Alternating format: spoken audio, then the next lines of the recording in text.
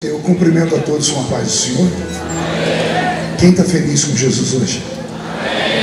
Então encontre uma pessoa bem bonita do seu lado e dê um sorriso para ela. Ficou difícil? Se não tiver ninguém bonito aí embaixo, é só olhar aqui para cima, tá bom? Mas não é para mim não, é olhar para o pastor José, não? Pastor José está parecendo um manequim de vitrine de shopping center, né? Uma alegria estar de volta aqui em Marataízes depois de tantos anos, e feliz em saber que até aqui o Senhor tem nos ajudado. Quero cumprimentar o presbítero Roger.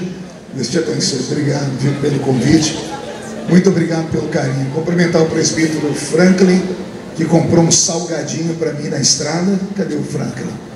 Cadê? Está ali. Deus te abençoe. E o diácono Everton. O Everton encarnou nele o Ayrton Senna antes da curva de Imola.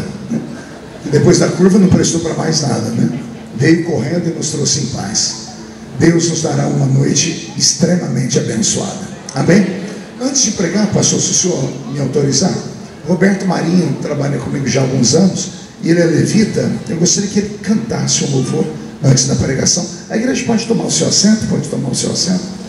E assim que o Roberto cantar, eu volto para pregar a palavra do Senhor. Salve a igreja com a paz do Senhor Jesus. Quem está feliz nessa noite, diga glória a Deus. É um prazer, uma alegria, uma satisfação e uma honra enorme estarmos aqui acompanhando o meu pastor Marco Feliciano. E eu tenho certeza que nessa noite Deus tem grandes coisas para as nossas vidas, amém? Só um pouquinho mais de volume no meu teclado. Eu quero adorar a Deus com uma canção especial que desde criança eu aprendi vendo meu pai cantar, e um pouquinho de agudo na minha voz, por favor. E nos últimos meses o Senhor tem impelido meu coração a ministrar esse louvor. Não sei se por causa dos acontecimentos, mas uma coisa é certa, igreja: Jesus está voltando. Amém? Tudo pronto? Agora me dá um pouquinho de retorno só para me cantar. Depois você tira quando o pastor for pregar. Banda, me ajuda aí.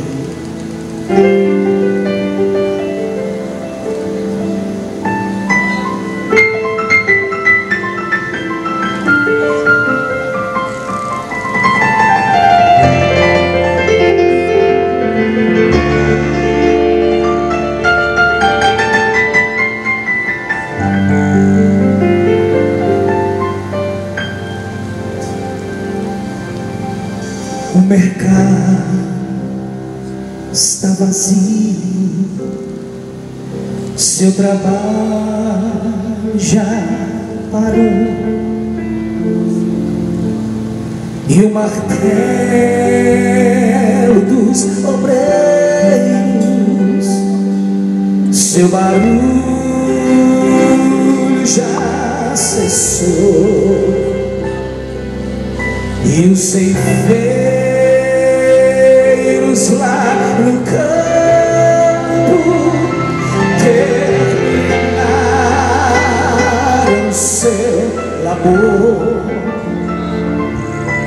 Toda a terra está em suspense, é a volta do Senhor.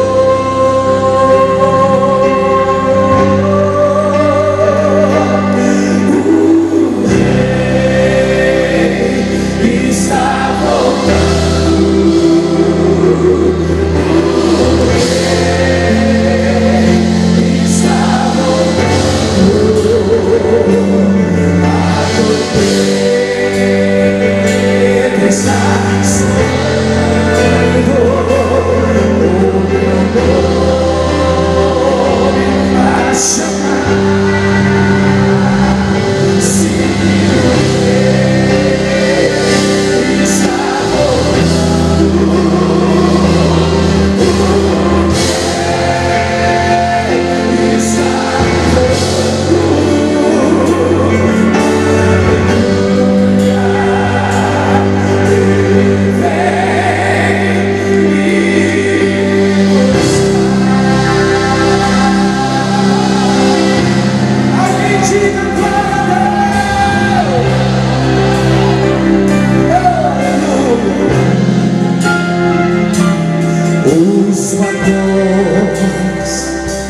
de trens vazios, passam ruas e quarteirões, aviões sem seus pilotos voam pra destruição. A cidade está deserta, a sua agitação parou. Saiu a última notícia: Jesus Cristo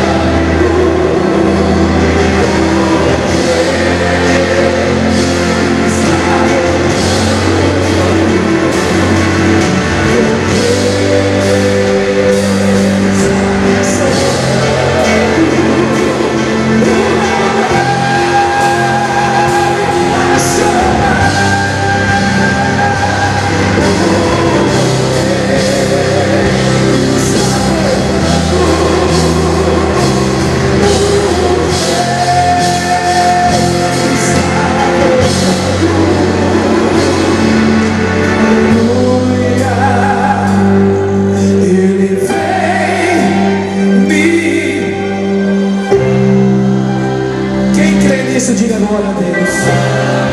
A última história.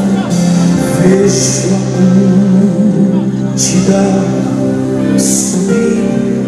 Só quem vai cantar comigo. Ouço o coro celestial, todo o céu está sabido.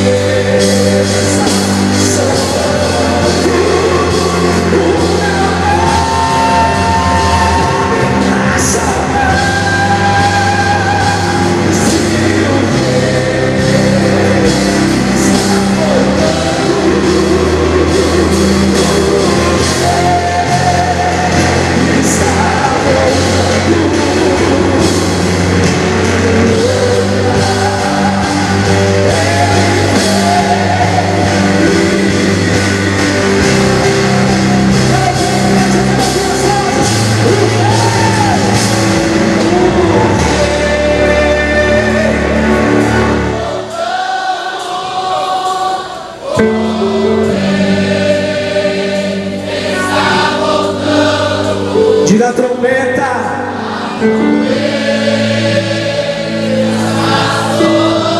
E o meu nome,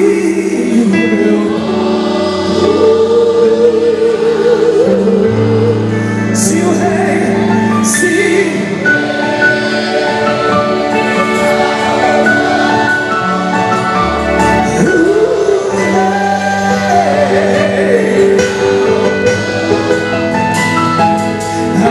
aleluia.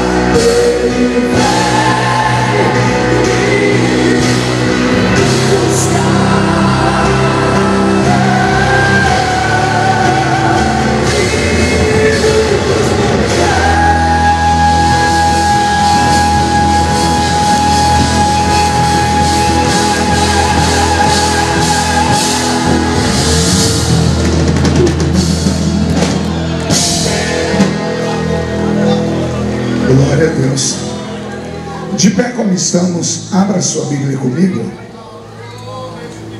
no Evangelho segundo escreveu São João, João capítulo de número 14, Evangelho de João capítulo de número 14.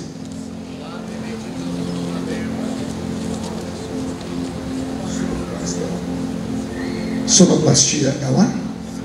Sonoplasta, querido, capricha no som aqui pra gente. Caixa tem bastante, só precisa chegar o som aqui, tá bom? No retorno só, tá bom? João capítulo de número 14, versículo de número 16 a seguir. Quem encontrou, diga amém. Amém. João 14, verso 16. E eu rogarei ao Pai, e Ele vos dará outro Consolador, para que fique convosco para sempre, o Espírito da verdade, que o mundo não pôde receber, porque não o vê, nem o conhece, mas vós o conheceis, porque Ele habita convosco e estará em vós. Não vos deixarei órfãos, voltarei para vós. Amém, igreja? Feche a Bíblia, coloque no banco, na cadeira, e pegue na mão da pessoa mais perfumada do seu lado. Eu tentei bonito, não deu certo. Perfumado deve ter alguém aí. Isso. Aperte a mão da pessoa com carinho até ela falar aleluia. Pentecostal que não faz barulho está com defeito de fabricação, não é? Tem algum pentecostal aqui? Então vamos orar. Senhor, mais uma vez nós te adoramos, mais uma vez nós entramos na sua presença em reverência, porque nós entendemos que dentro de alguns minutos e esta linda igreja ficará pequena para o tamanho da glória que o Senhor vai mandar do alto dos céus. Os que vieram tristes começarão a saltar de alegria, os que vieram se arrastando não voltam para casa se arrastando, hoje voltarão voando nas asas de um novo tempo. E antes que eu comece a revelar os seus segredos, cerque esta igreja com a sua glória, e num raio de 5 quilômetros, onde houver um demônio alojado, eu dou a esses demônios segundos para sumirem de Marataízes, porque se não sumirem, serão queimados pelo poder da sua glória que aqui será derramada.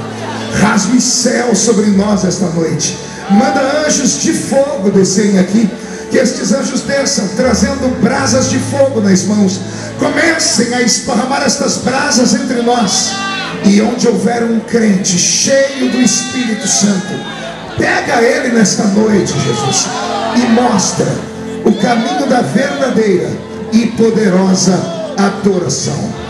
Fala conosco, fica conosco, é o que eu te peço agora e sempre. E toda a igreja diz: os que podem tomar seu assento dando um grito de glória a Deus, porque o Senhor é bom e a sua misericórdia dura para todos sempre. Querida igreja, noiva do Cordeiro, simpatizantes da nossa fé, amigos que vieram de perto ou de longe para este lindo culto, eu fiquei extremamente feliz quando recebi o convite e me recordei que alguns anos atrás eu estive aqui. A igreja não era tão bonita assim. Eu cheguei aqui, eu me assustei. Quando eu entrei era um casebre a primeira vez, agora é um templo de Salomão, né? E Deus tem abençoado muito vocês. E eu falei ao Senhor: Senhor, me dá algo novo para que eu possa ministrar o coração da igreja de Marataízes, principalmente nessa festividade de jovens. E Deus me deu algo que, se eu conseguir traduzir em palavras o que eu já senti só em meditar, eu tenho certeza que o céu vai ficar bem baixinho aqui entre nós esta noite. Só que eu sou um pregador das antigas, eu sou um veterano, a minha barba branca me entrega. Então eu preciso que os crentes daquela antiguidade, da minha antiguidade, aqueles canela de fogo, sabe? Aqueles pentecostais raiz, não sei se tem algum aqui dentro, tem? Estão esparramados, então vocês me ajudem, tá bom? Na medida que eu estiver pregando, você pode adorar a Deus, você pode glorificar a Jesus, Eu acredito que a Assembleia de Deus ainda é a mesma. Pregava agora há pouco lá na Assembleia de Deus de Aribiri e o céu desceu naquele lugar. Ficou um ambiente tão abençoado que não dava vontade de sair de lá. Lá está comemorando os 112 anos das Assembleias de Deus no Brasil. Então, com esta mesma fé, eu peço que você me ajude. Amém? Se você puder evitar caminhar na igreja a partir de agora, eu vou te agradecer muito. Estou ficando um velho ranzinza, tenho dificuldade de estar pregando e as pessoas andando na minha frente. Corta a minha atenção, só Jesus na causa. Mas não é uma ordem, é só um pedido. Porque vai que no meio do culto te dá uma diarreia, daquela que não tem Imoseque que resolva. Nós vamos entender se você levantar e sair correndo no meio do culto. Posso ouvir um amém da igreja? Amém. Olha para quem está do seu lado e diga assim: você está preparado? Diga: para uma viagem. Faremos uma viagem só de ida nessa noite. Uma viagem para dentro do coração de Deus. Quem quer ir nessa viagem comigo pode dar um grito de glória a Deus aí. Perfeito. Roberto, mude a música para mim. Eu li um texto tão conhecido, João 14, uma promessa tão antiga e já cumprida pelo nosso Salvador, que enquanto eu lia, eu quase fiquei saudosista, porque eu me lembrei que o primeiro versículo que eu decorei da Bíblia Sagrada, quando era jovencinho, jovem convertido, foi no capítulo 14 do Evangelho segundo escreveu São João. Aliás, o capítulo 14 do Evangelho de São João, todo assembleiano tinha que ter ele de cor na cabeça. A nossa turma, a velha guarda, os raízes, conseguem até hoje recitar quase que de cor João 14. Eu me lembro que a primeira vez que eu ouvi João 14 foi de um presbítero da nossa igreja, o presbítero irmão Olaide Gomes. Está vivo ainda, tem quase 90 anos. Aquele velho estava no culto ar livre, com o microfone na mão, e ele leu João 14, mas com uma maestria, com uma dicção tão bonita, que eu achei que ele estava recitando um poema. E eu marquei na minha velha Bíblia João 14. Na semana seguinte a esse episódio, fui para o meu primeiro evangelismo pessoal, e o meu líder de mocidade sempre dizia: olha, vou dar para vocês uns folhetos, e antes de entregar folhetos, leia, para que você saiba, caso alguém lhe pergunte o que está escrito, e você não passe vergonha. Então eu recebi a ordem, e ordem dada para mim, a ordem cumprida. Peguei o texto, o folhetinho da Sociedade Bíblica do Brasil, e em cima tinha um desenho de uma floresta, e o texto era João 14. E eu fiquei tão feliz, porque eu li a primeira vez, li a segunda vez com os olhos abertos, da terceira vez em diante eu fui lendo e fechando os olhos, da quarta em diante eu tinha memorizado o texto. E aí eu fiquei feliz, fui falar com o meu companheiro de evangelismo, que era o Márcio Sestari. Falei: Márcio, aconteceu um milagre comigo. Ele disse: que milagre, Feliciano? Eu disse: decorei João 14. Ele abriu aquele sorriso banguela, porque ele só tinha 2 dentes na boca, o Márcio. Era o zagueiro e o atacante. E ele olhou para mim e disse assim: isso aí não é milagre não, porque nós, a Assembleia de Deus, sabemos João 14 de cor. Você só é mais um assembleiano. E eu fiquei feliz também. Alguém se lembra de João 14? Não se turbe o vosso coração. Credes em Deus, credes também em mim, porque na casa de meu pai, se não fosse assim, eu teria dito: vou preparar-vos um lugar, e virei outra vez, e vos levarei para mim mesmo, para que onde eu estiver, estejai vós também. Esta é a promessa do meu Cristo, e oxalá ele cumprisse essa promessa hoje à noite.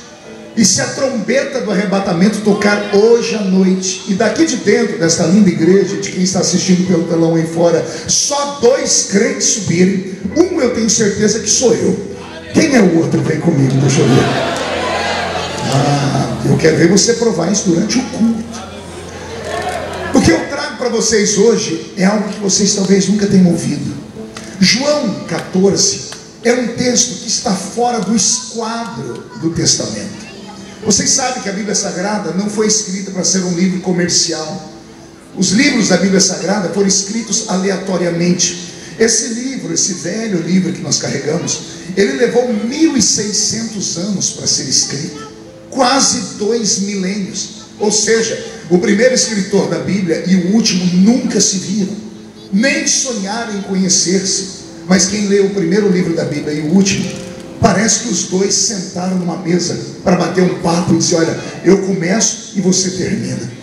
Gênesis começa com um casamento entre Adão e Eva. Apocalipse termina com um casamento entre Jesus e esta linda igreja que está me ouvindo pregar aqui. Então esta é a beleza da Bíblia Sagrada, um livro extremamente extenso. E o nosso livro, a Bíblia dos Protestantes, ela tem apenas 66 livros, diferente da Bíblia Católica Romana, que foi a primeira Bíblia que eu li. Eu tinha 9 anos de idade, pastor José, quando eu li a Bíblia Sagrada inteira, de capa a capa, a primeira vez. Eu era coroinha lá na paróquia Cristo Rei, do Padre Ângelo, e eu li a Bíblia Ave Maria. E dentro da Bíblia Católica tinha 7 livros, que são extremamente interessantes. Eles não são carregados da canonicidade, assim a linguagem dos teólogos, né? Eles não têm a inspiração divina, mas são livros históricos. O livro dos Macabeus conta histórias lindas acerca de uma família que lutou contra os ímpios e pela fé em Deus venceram. Então a Bíblia é esse livro todo poderoso, um livro dividido em 2 tempos, Velho e Novo Testamento. No Velho Testamento nós temos 39 livros e no Novo 27 livros. Os 39 livros do Velho Testamento são carregados de dor, de angústia. Não é difícil você abrir a Bíblia em qualquer página do Velho Testamento e eu ver alguém falando assim: ai, ui. Se torcer o Velho Testamento é perigoso pingar sangue, porque o Deus do Velho Testamento tinha na mão um chicote e na outra mão ele carregava um cajado, e ele não se fazia de rogado. Quando era preciso, ele desferia golpes sobre o seu povo, porque ele queria trazer o povo à pureza, à santidade. O Velho Testamento é um testamento de frustração. Nós temos uma igreja do Velho Testamento. Pastor, isso é heresia, porque a igreja nasce no Novo Testamento. Não, a igreja nasceu no Velho Testamento. A palavra igreja vem de um verbo grego, eklésia, ou eclesia, que significa chamados para fora. Nós temos uma igreja no Velho Testamento que nasceu exatamente com esse pedido. É Deus entrando na Mesopotâmia antiga, na cidade de Ur dos Caldeus, dentro de uma tenda de um nômade, e encontra ali um homem chamado Abrão. E olha o que Deus diz a Abraão: Abraão, sai para fora. A palavra igreja significa chamados para fora. Com Abraão nasce uma igreja no Velho Testamento. Só que a igreja do Velho Testamento, ela fracassou. Uma igreja que sucumbiu ao mundo. Uma igreja que Deus conseguiu arrancar ela do Egito, mas não conseguiu arrancar o Egito de dentro dela. Uma igreja que tinha a promessa de entrar em Canaã, mas sucumbiu dentro do deserto por 40 anos. Moisés tirou do Egito quase 3 milhões de crentes, e somente 2 dos que ele tirou, entre os 3 milhões, entraram em Canaã: Josué e Calebe. Quase 3 milhões de pessoas sepultadas no deserto. Por quê?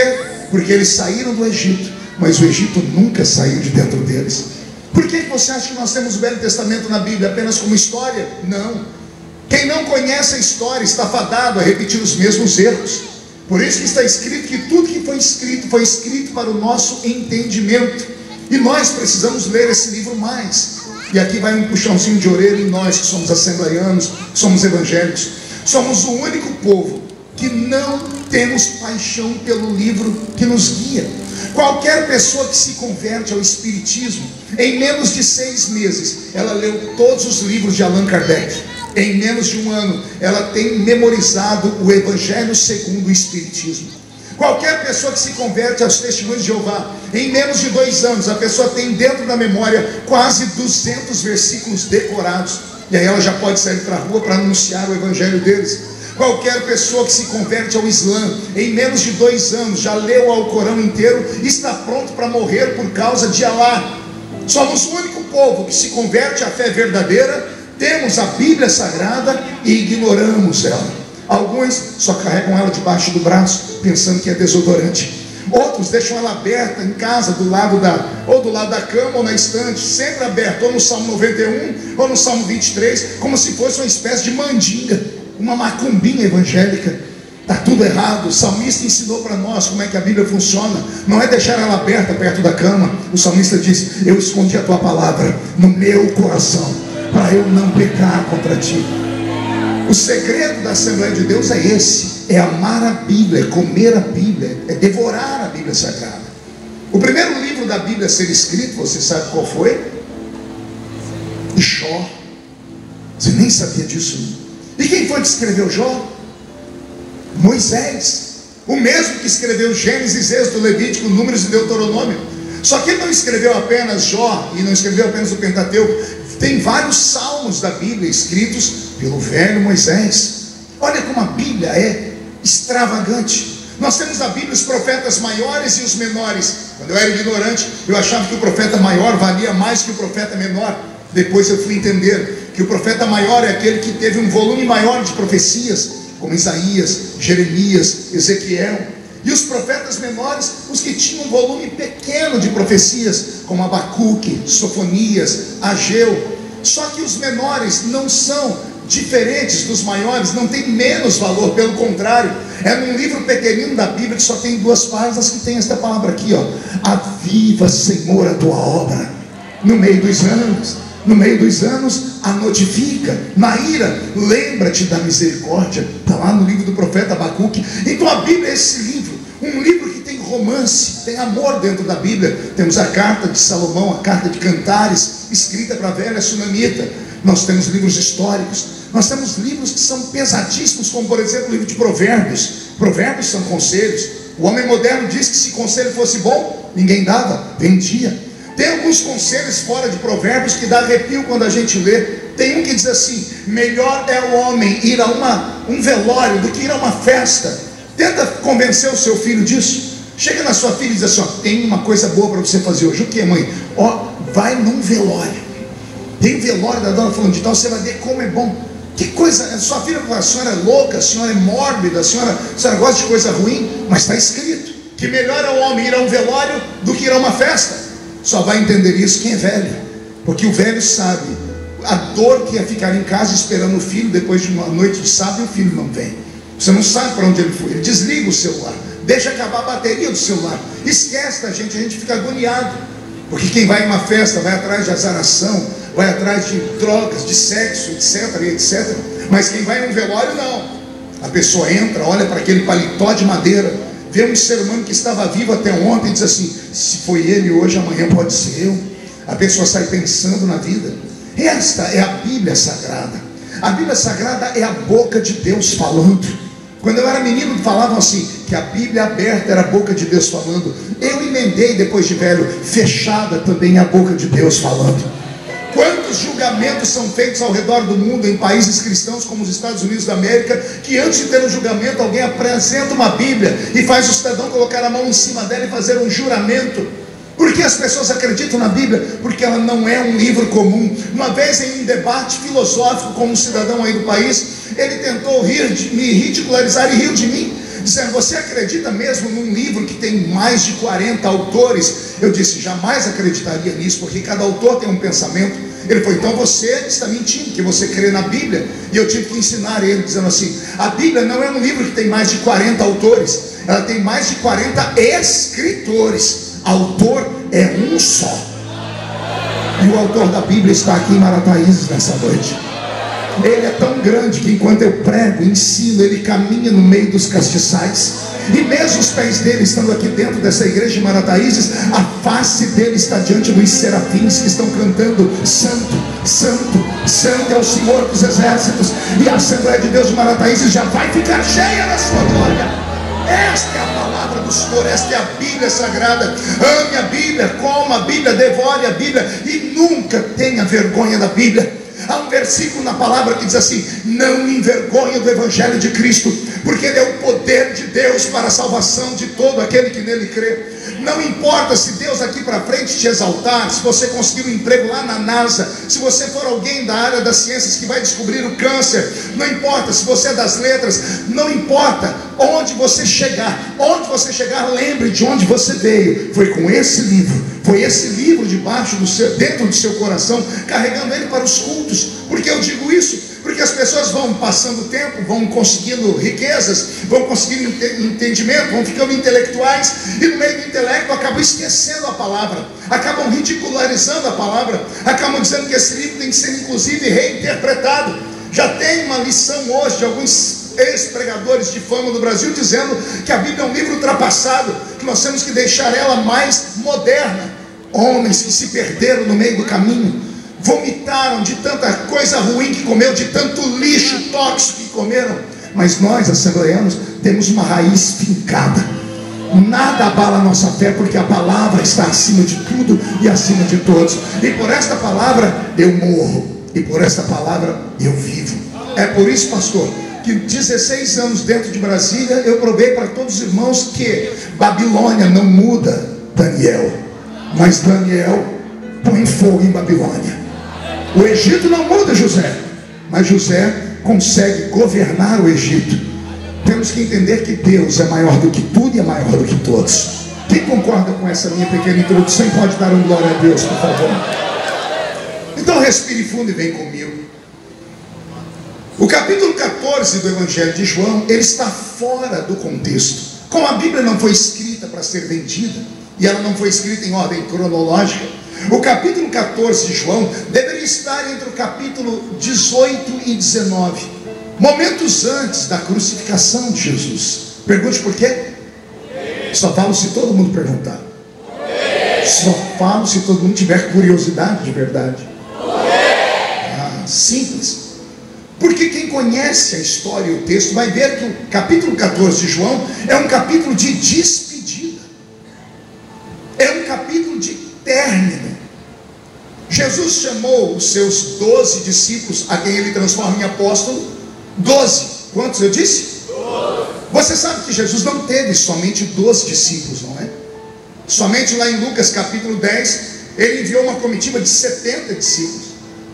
O que significa a palavra discípulo? Discípulo é aluno. E qual era a nomenclatura dada a Jesus quando ele caminhava pela terra? Rabi, Raboni. E o que é um rabi, um raboni ou um rabino? É um professor, é um mestre que ensina. Então Jesus não era o único, haviam outros naquela época. Os judeus se espelharam muito na filosofia dos gregos, quando Sócrates, Aristóteles e Platão criaram as escolas ao ar livre, para que todos tivessem acesso. Então Jesus gostava de ensinar ao ar livre. A escola dele começou a crescer em um dia especial, em um casamento. Quando Jesus estava lá nas bodas de Caná da Galileia, quando ele operou aquele sinal, aquele prodígio, transformando 6 taças de água em vinho. Quando aquele milagre aconteceu, Israel foi abalado. Faziam centenas de anos que não aparecia profeta em Israel. Entre Malaquias e Mateus temos um período de 400 anos em que Deus ficou sem falar com a raça humana, chamado de período interbíblico. Israel tinha saudades de ouvir a voz de Deus, de ver os sinais de Deus. E de repente, a boca miúda pela terra começam a dizer: apareceu um profeta. Onde? Numa festa de casamento. E como sabem que ele é profeta? Ele tocou em 6 taças de água, em 6 talhas de água. E as talhas, quando foram abertas, não tinham mais água, estavam cheias de vinho, e o melhor vinho da festa. A notícia esparramou. E sabe o que as pessoas faziam? Começaram a deixar as suas casas, deixar as fazendas, deixar os sítios, as chácaras. Israel vivia oprimido pelo Império Romano. Mais de 95% dos judeus não sabiam ler, não sabiam escrever. Mal tinham alimento diário. Ficavam chorando pelo peso que carregavam. Se lembravam inclusive do cativeiro de Babilônia, que foi um outro período de muita dor.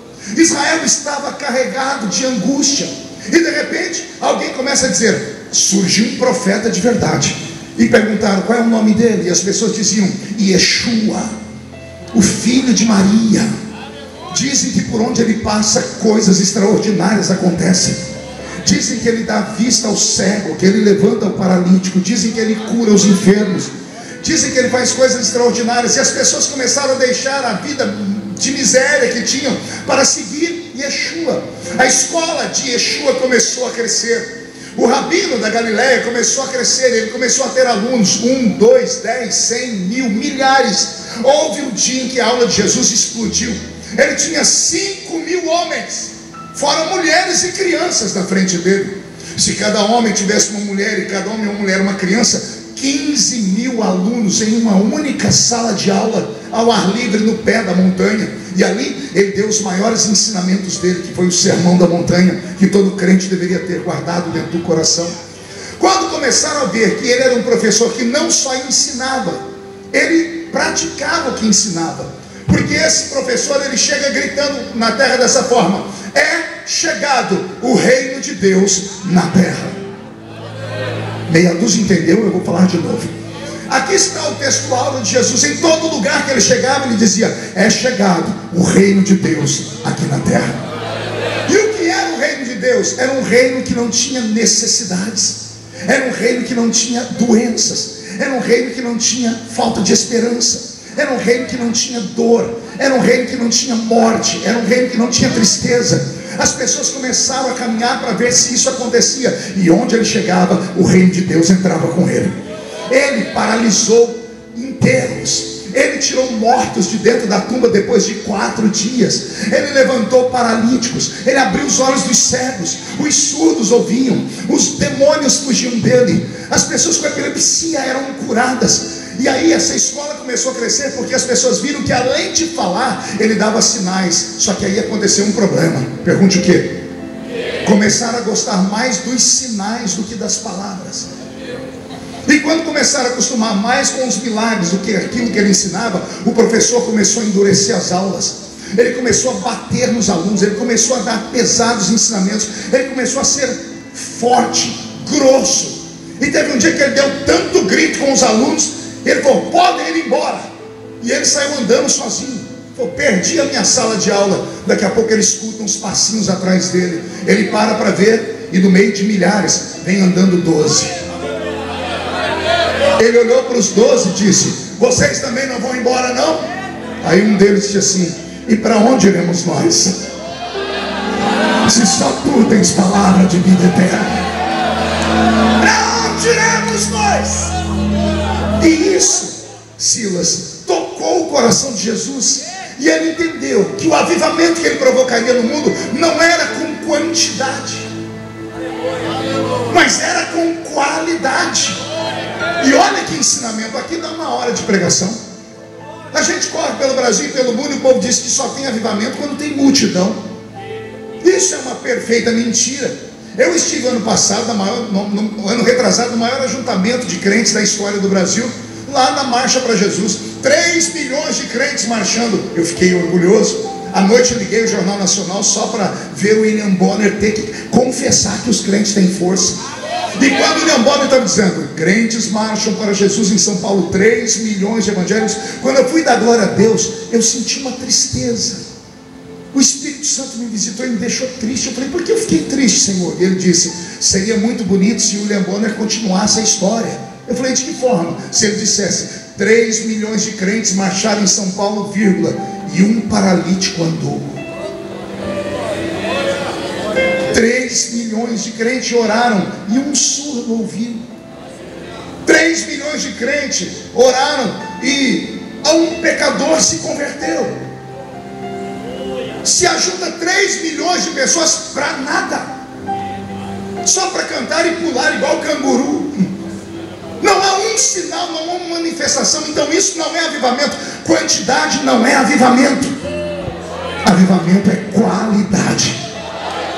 Por exemplo, a igreja está cheia, não está? Mas eu estou percebendo desde a hora que eu cheguei aqui, olhando, né? Porque o pregador é assim, ele tem que perceber o ambiente. Se eu depender aqui da quantidade para termos algum movimento, eu estou perdido. Porque a grande maioria não conseguiu abrir a boca até agora nem para respirar. Um monte de gente me olhando com uma cara feia, parecendo que foram batizados num pote de vinagre. É uma festividade, mas não consegue fazer um barulho de alegria. Estão me olhando de alguns minutos com esse olho seco, parecendo olho de sapo que morreu no dia de enchente. É uma festa de jovens, era para ter muito barulho, mas estão com essa boca travada, essa boca de aço, essa língua de ferro, esse queixo de concreto. Achou que eu não ia falar? Ei, assembleiano, quantidade não é avivamento, mas qualidade sim. Eu não preciso dessa multidão aqui para ver o céu descer. Me dê meia dúzia aqui dentro, meia dúzia de canelas de fogo, meia dúzia de homens e mulheres de oração e de jejum. E aí você vai ver o céu descer, ou esta igreja subir até o céu. Alguém concorda comigo e pode dar uma glória a Deus? visto que não era uma multidão, mas aqueles 12 homens apenas. E então ele se dedicou a esses 12 homens. Ele deu a eles ensinamentos profundos. A Bíblia diz que ele ensinou coisas a eles que eles nunca falaram para ninguém. Paralelo a esses evangelhos que nós temos, foram escritos mais de 40. Eu li pelo menos uns 30. Em um dos evangelhos apócrifos diz assim: e ele ensinou aos seus discípulos coisas que eles nunca poderiam ensinar a ninguém. Imagine caminhar ao lado dele, imagine aprender com ele, imagine beber daquela fonte. E de repente, depois de caminhar com ele 3 anos e meio, você acorda um belo dia ao lado dele e ele diz assim: meninos, chegamos ao fim. Como assim, Yeshua? Eu estou fechando a escola apostólica hoje. Por quê? Porque vocês estão se formando. E estão se formando com louvores. A começar por você, Pedro da Silva Sauro. Você pisou em cima das águas comigo. E você, João, que veio com o Tiago daquele evangelismo querendo que eu destruísse a cidade toda. E vocês 9 que quando passam os demônios recuam, as enfermidades são expulsas. Vocês estão prontos para fazer a minha obra nessa terra. Preste atenção que ele vai falar para eles. Quando eu cheguei, eu disse que o reino de Deus era chegado entre vós. Agora, o reino de Deus está dentro de vocês. Você não entendeu? Eu vou falar de novo. Meu corpo arrepiou.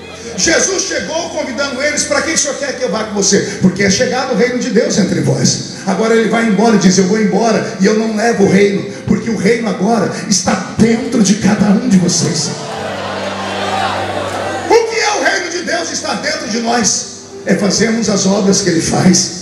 Ele diz: eu já posso ir porque eu consegui multiplicar o meu talento em 12. Então a partir de agora vocês serão os pastores, vocês serão os rabinos, vocês serão os mestres e os professores. Era para ser um dia de felicidade, sim ou não? Quem aqui já estudou? Quem já se formou, pelo menos no 1º grau, 2º grau? Quem lembra da última reunião? Quando vai um aluno lá e ele é o orador da turma e ele fala dos alunos, ele começa a recitar coisas, fala dos professores, tem até uma musiquinha triste, mas a felicidade, ela é inerente ao que está se formando, porque ele sabe que depois dali ele vai para um nível maior. Qual é a alegria de um professor? É que o aluno se forme e o aluno seja melhor do que ele no futuro. Jesus era professor, ele viu que os 12 estavam terminando a escola, ele olhou para eles e disse: vocês já estão prontos. Ele esperava que eles ficassem felizes, mas eles não ficaram, eles ficaram tristes. Como é que o senhor sabe que eles ficaram tristes? Não se turbe o vosso coração. Ele deu a notícia: hoje é o dia da formatura, e todo mundo ficou jururu. E Jesus começou a tentar entender porque eles estavam tristes, porque qualquer aluno ficaria feliz de sair de uma sala de aula onde o professor só pega no pé dele. Mas esses 12 alunos ficaram tristes. E aí Jesus tenta começar a entender por que eles estão tristes. E eu também tive que tentar entender por que eles ficaram tristes. E eu cheguei à seguinte conclusão: eles se afeiçoaram ao professor. Jesus foi muito mais do que um professor para eles. Jesus era um porto seguro para eles. Respira fundo e medita. Imagine você e Jesus caminhando junto 3 anos e meio. Imagine você dormir ao lado dele, acordar ao lado dele, tomar café da manhã com ele, almoçar com ele, jantar com ele, ter uma ceia da noite com ele, cantar com ele, porque Jesus cantava. Na noite em que ele foi traído, ele disse: vamos cantar um hino. Jesus não era aquela figura pesada que a gente imagina. Olha, nunca fizeram, Hollywood nunca fez um filme tão parecido com Jesus, que eu creio na Bíblia, do que esse último que tem aí como é que é o nome da série? The Chosen. Aquele Jesus é o Jesus que eu acredito que Jesus era. Um Jesus que ri, um Jesus que conversa, um Jesus que brinca, um Jesus que os discípulos aí falam: não toque no mestre. Jesus está no meio de uma praça pública, um monte de criança brincando na praça pública, nariz escorrendo, tudo parecendo um tatuzinho. As mães pegam as crianças, levam para perto de Jesus, Jesus usando uma estola sacerdotal branca. Aí os discípulos: não toque no mestre, não toque. E Jesus dizendo: deixai vir a mim os pequeninos. E aí Jesus faz uma coisa que deixa os discípulos apavorados. A Bíblia diz: e Jesus tomando as crianças nos seus braços. Imagina a cena: roupa branca e tatuzinhos. Não entendeu? Jesus de roupa branca e um monte de criança de nariz escorrendo, tudo com a mãozinha suja de terra. E Jesus não abençoa eles de longe, ele pega e põe eles no braço, ele abraça eles. Era a maneira de Jesus dizer: quem tem que chegar perto de mim é quem está sujo. Eu abraço quem está caído, eu abraço quem despencou, eu abraço. Eu fico emocionado só de imaginar a cena. Eles se afeiçoaram a ele, porque Jesus não era só um Deus grande, o Deus do Velho Testamento com um cajado na mão, um chicote na outra, não. Esse Deus do Novo Testamento chegou com um vaso de alabastro, e dentro do vaso tinha um unguento, e ao invés de ele bater, ele curava as feridas das pessoas. Tem uma mulher caída, pronta para morrer, ela foi arrastada pela beira da praia, pelo cabelo, foi pega no ato de adultério. Aí chegaram perto dele e disseram assim: ó, a lei diz que é para matar, e o senhor o que diz? Ajoelhado ele ficou, porque ele estava escrevendo na praia, estava escrevendo na areia. Ele não ia conseguir escrever em pé, a não ser que ele fosse um ginasta. Ele ficou agachado. Por quê? Porque todos que estavam acusando aquela mulher estavam em pé. A única pessoa caída era a mulher arrastada pelo cabelo. Olha o que ele fez. Ele, Deus, ficou no nível da pecadora. Os acusadores estão em pé, só Jesus e ela estão aqui no mesmo nível. É ele dizendo: eu fico no seu nível, porque eu vim salvar você. E aí Jesus dá uma palavra que até hoje tem crente que não entende. Jesus diz: quem não tem pecado, atire. E o que aconteceu? Vai, me lembra da Bíblia. O que aconteceu? Alguém jogou alguma pedra? Não atiraram nenhuma pedra nela. E se eu te falar que uma pedra atingiu ela? Meu Deus!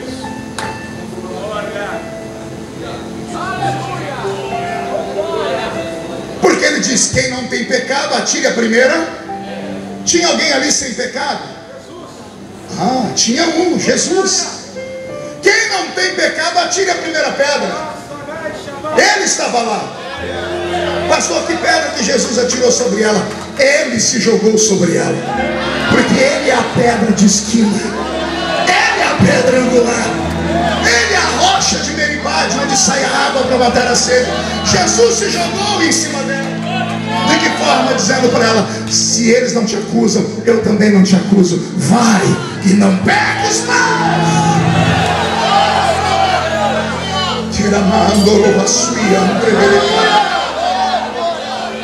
Eles se acostumaram com isso, com essa misericórdia, com esse perdão à disposição, com os milagres. E agora ele está dizendo: eu vou embora. Eles não viam ele mais como um Deus, eles viam ele como um amigo.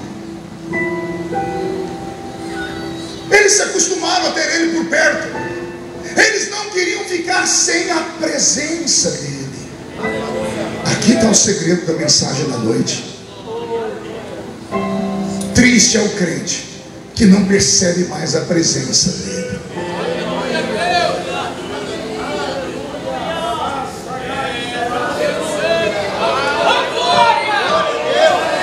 Eu vou deixar um crente do Velho Testamento falar sobre essa questão de presença com vocês. Ele deu um grito assim: tira de mim o reino, tira de mim a fama, tira de mim toda a riqueza, mas não retires de mim o seu Santo Espírito. Eu sou pentecostal desde criança. Ultimamente eu tenho pregado para um grupo de crentes que não parecem ser membros da Assembleia de Deus, parecem ser figurantes daquela série chamada The Walking Dead. Já assistiram aquela série?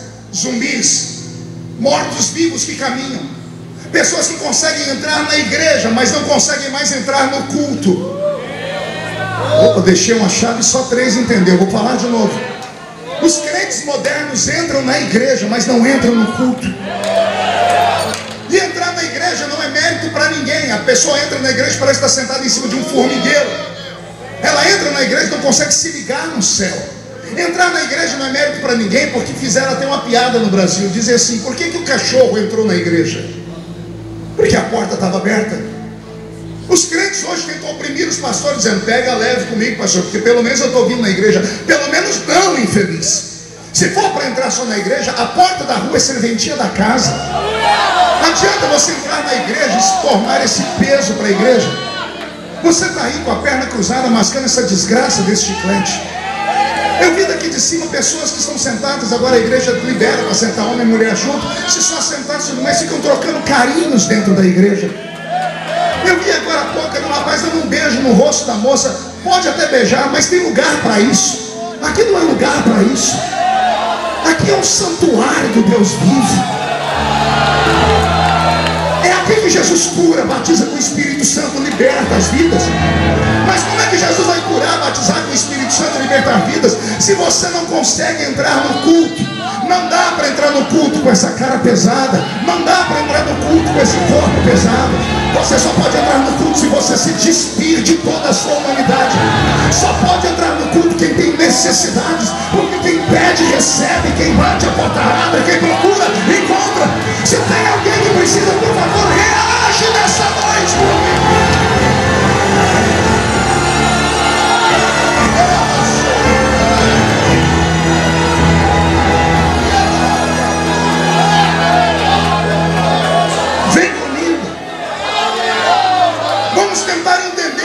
Os discípulos ficaram tristes. Jesus tentou animar eles com uma palavra que parece heresia. Que parece o quê? Pergunte qual? Ele, Jesus, Deus, para animar eles, fala assim: pastor José, vocês vão sentir a falta dos milagres, é por isso que vocês não querem que eu vá embora. Então eu vou dar uma palavra para vocês. Vocês farão as obras que eu faço, e farão obras maiores. Isso não parece uma heresia? Como é que um comedor de arroz e feijão pode fazer uma obra maior do que o Filho de Deus encarnado? Ainda bem que não sou eu que falei, foi ele que falou. Jesus tentou empolgar eles, dizendo assim: olha, eu fiz obras grandes e vocês caminharam comigo, só que quando eu for embora, vocês vão fazer as mesmas que eu fiz, e alguns de vocês vão fazer outras maiores. Vamos relembrar o que ele fez? Ele chegou em um cemitério um dia, olhou para uma tumba, mandou tirar a pedra e disse: morto, sai para fora. 4 dias morto, já estava podre, cheio de bicho, cheirando mal. Eu não sei o que foi feito dos bichos, nem da carne podre. Eu sei que o morto lá de dentro veio saltando. Aí ele ressuscitou o morto de 4 dias. Ele disse: eu fiz essas obras, mas vocês farão obras maiores do que essa. A gente não consegue acompanhar esse raciocínio, não é? Jesus levantou paralíticos, ele vem e diz assim: eu levantei paralíticos, mas vocês farão obras maiores do que essa. Eu curei cegos, mas vocês farão obras maiores do que essa. Eu expulsei demônios, e vocês farão obras maiores do que essa. Eu não estou pregando para uma plateia que veio apenas para assistir um show. Eu estou falando com os discípulos do século 21. Todos os que estão aqui são discípulos de Jesus. Quem é discípulo de Jesus? Então o mestre me mandou falar com você hoje, porque hoje eu sou uma espécie de rabino, porque eu já estive onde você está e hoje eu estou ensinando. Eu só estou repetindo o que o nosso professor disse: cada um de vocês é uma bomba atômica de Deus andando pela terra. Se os crentes entendessem quem eles são, eles não sairiam da igreja com o ombro caído, com a carinha triste porque o irmão pisou no dedo do pé dele. Se os crentes soubessem do que eles são capazes, não trocariam Jesus por causa de um quimba de cigarro fumado. Se os crentes soubessem a autoridade que está na mão deles, no pé deles, na boca deles, eles dominariam o planeta Terra. Você não é normal. Anote que eu vou dizer: este culto, quando terminar debaixo de uma apoteose do Espírito, vai dar a você uma unção tão grande, mas tão grande, que quando você colocar os pés na rua dessa casa essa noite, vai haver um terremoto naquela terra. Não na terra física, mas no mundo espiritual. Zé Pilintra, Zé Pilantra, Chucaveira, Tranca-Rua, Preto Velho vão se mudar das ruas de Marataízes depois desta noite.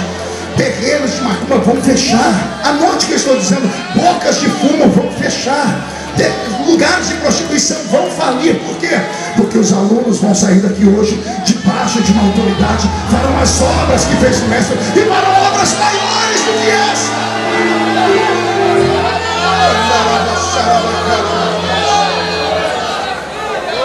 Mas nem falando isso eles se empolgaram. Então Jesus leu a mente deles, e aí ele entendeu, e ele se emocionou. Eles me amam, e quem ama não quer ficar longe da pessoa amada. E aí Jesus faz uma promessa. Ele diz: entendi, vocês querem a minha presença, não é? Mas eu preciso ir embora. Mas olha o que eu vou fazer. Eu vou, mas eu não vou deixar vocês órfãos. Vou falar de novo. Eu vou e não vou deixar vocês sozinhos. Eu enviarei para vocês um outro Consolador. Diga comigo, outro Consolador. O Novo Testamento foi escrito na língua grega, e a palavra outro em grega significa gêmeo, idêntico, igualzinho. Jesus está dizendo: eu vou, e quando eu chegar lá, eu vou mandar meu irmão gêmeo. Eu vou mandar um igualzinho a mim. Eu vou mandar um que é idêntico a mim. Vocês não vão nem sentir a minha falta, porque ele fará a minha vez aqui na terra. O olho dos discípulos deve ter saltado, e a mente deles perguntando: mas quem que o Senhor vai mandar? Quem é esse igualzinho? Aí Jesus disse: um espírito de verdade. Por que um espírito de verdade? Porque havia muitos espíritos naquela terra que não eram de verdade. E Jesus está dizendo: eu vou mandar um idêntico, um espírito de verdade. Agora escutem: o espírito que o mundo não pode ver, porque não conhece e não sente. Mas vós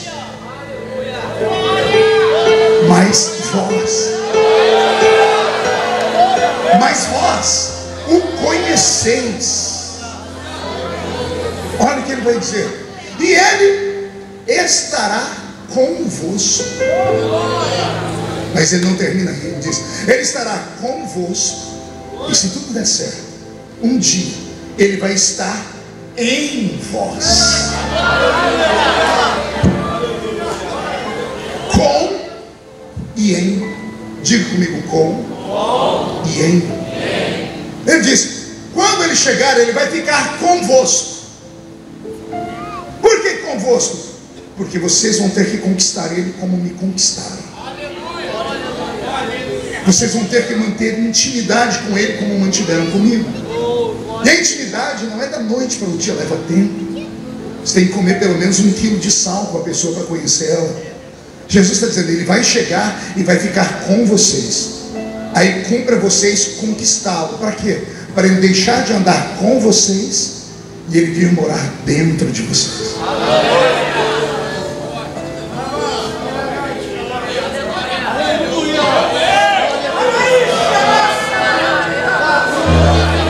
Mude a música. A minha geração, ela sente falta e saudade dos cultos de antigamente. E não é porque somos saudosistas, é porque nós somos criados de uma outra forma.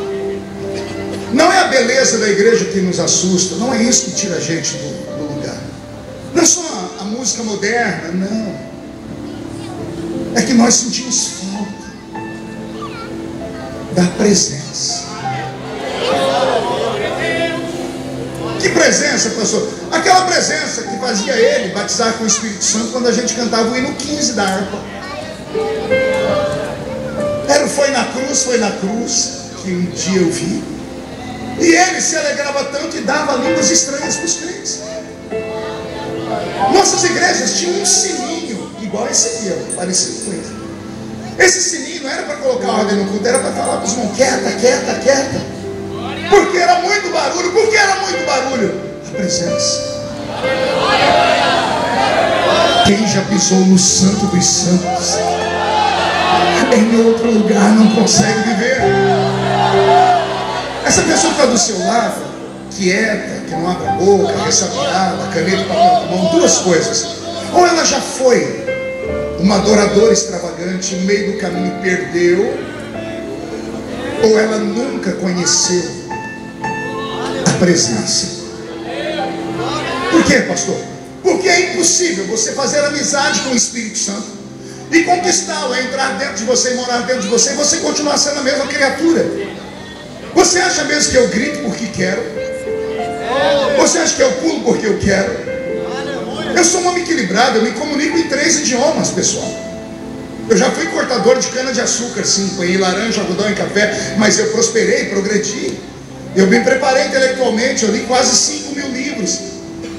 Eu falo com estadistas. Eu fui conselheiro de presidente da República. Mas qual é a diferença que está dentro de mim? Por que as pessoas ainda me convidam? Eu já sou um veterano, são 30 anos pregando, quase 100 países do mundo, pastor, mais de 4.000 cidades do Brasil, e as pessoas falam: poxa, a gente olha para você, mudou por fora. Eu falei: todo produto, com o passar do tempo, ou você muda a embalagem, ou ninguém quer comprar ele mais. Quem aqui usa Bombril em casa? Levante a mão aí para ver. Quem usa Bombril há mais de 10 anos, 20 anos, 30, 40? O Bombril mudou alguma vez? Por que a senhora compra? Porque é a melhor esponja de aço que tem. Mas a embalagem do Bombril já mudou algumas vezes? Por quê? Porque precisa mudar a embalagem. A embalagem aqui mudou, mas o conteúdo não. Eu ainda subo o monte para orar toda semana. Eu falo em línguas estranhas todos os dias. Eu ainda jejuo. Eu ainda leio esse livro mesmo depois de ter lido ele mais de 30 vezes, de capa a capa, escrito mais de 20 livros sobre ele. Por quê? Porque a presença dele é tudo que me importa. Pode tirar o meu mandato, pode tirar a fama, mas não tire de mim a presença dele, porque Jesus é um porto seguro para mim.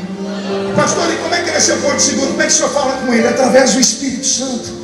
Porque fisicamente falando, se é que podemos usar essa palavra fisicamente para ele, ele está neste exato momento assentado à direita de Deus Pai. Mas a Bíblia diz que quando estão 2 ou 3 reunidos, ele está ali no meio deles. Como é que ele está aqui? Ele está aqui representado pelo irmão gêmeo dele, que é o Espírito Santo. Esse arrepio que subiu pela sua coluna agora não é a minha voz, não é a música do Roberto, é a presença dele. Essa vontade de chorar é a presença dele. Essa vontade de levantar as mãos. Porque alguns crentes choram, ficam em pé e adoram? Eles ainda têm sensibilidade. Envelheceram por fora, mas o espírito não envelheceu. Eles são aquele tal de velho crente, mas não é um crente velho. Tem uma diferença imensa do crente velho para o velho crente. O crente velho é aquele que envelheceu até na fé. Por isso que ele não adora mais, não chora mais. Reúne lá no fim do culto com meia dúzia de pessoas que têm a língua maior do que a minha gravata, só para murmurar da reunião, da palavra, do louvor. Nada presta para eles, porque envelheceram na fé. Mas eu amo sentar perto de um velho crente. Sentei perto de um agora há pouco aqui. Ele estava falando em línguas aqui do meu lado. Fala em línguas há mais de sabe Deus quantas décadas. E por quê? Porque a presença ainda está aqui. Não vem falar que a igreja é isso, aquilo. Não é a igreja, o problema está em você. Você já chorou mais, você já foi mais sensível, você se perdeu no meio da caminhada, você entristeceu o Espírito Santo. Beto, mude a música, vai doer um pouquinho. Os nossos cultos só não são mais alegres, com mais milagres, com manifestações, porque nós entristecemos o único capaz de produzir isso entre nós. O pregador pode gritar, soprar, jogar paletó, não vai acontecer nada, porque não é o homem que provoca, é o Espírito Santo. Qual a diferença da geração antiga para a nossa? Pergunte qual, pastor? A geração antiga tinha o Espírito Santo dentro deles. A nossa, o Espírito Santo só fica do lado. Ele está conosco, mas não pode estar em nós. Quer perguntar por quê? Me ajude, vem cá. Fique aqui do meu lado. Pega na minha mão. Não, devagarinho assim. Esse aqui representa o Espírito Santo e eu sou você. O Espírito Santo com você. Você vai e ele vai. Você para, ele para. Você recua, ele recua. Mas de vez em quando você quer ir onde ele não pode ir. E aí quando você vai e ele não pode ir, ele tenta te segurar. Ele fica dizendo: não vai, não toca, não olha. Mas ele não é um tirano, e como ele não pode mandar em você, ele te solta e você vai sozinho.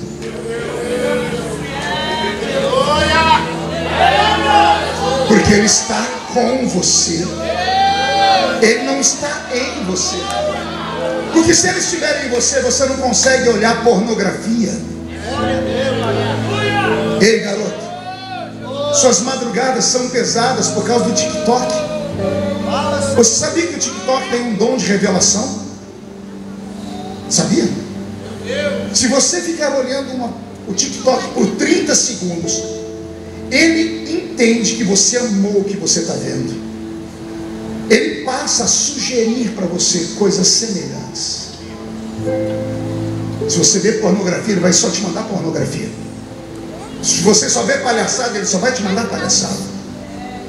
Será que você teria coragem de abrir o seu TikTok para nós olharmos agora? O Espírito Santo não pode olhar o que você olha, porque fere ele. Jesus passando por aqui disse: se forem pecar, pequem contra mim ou contra o meu Pai, porque tem perdão para isso. Se pecar contra o Espírito Santo, não tem perdão nem hoje nem nunca mais. O Espírito é santo. Os nossos pais se santificaram, então o Espírito Santo não andava com eles, andava dentro deles. Pergunte de que jeito? Assim, rápido. Sua mão na minha cintura, sem apertar. Ele é todo grosso. Põe a mão aqui em cima, fecha os seus dedos, fica com o braço tranquilo, tranquilo. Pé direito, pé esquerdo. Vamos caminhar. Segura a minha cintura.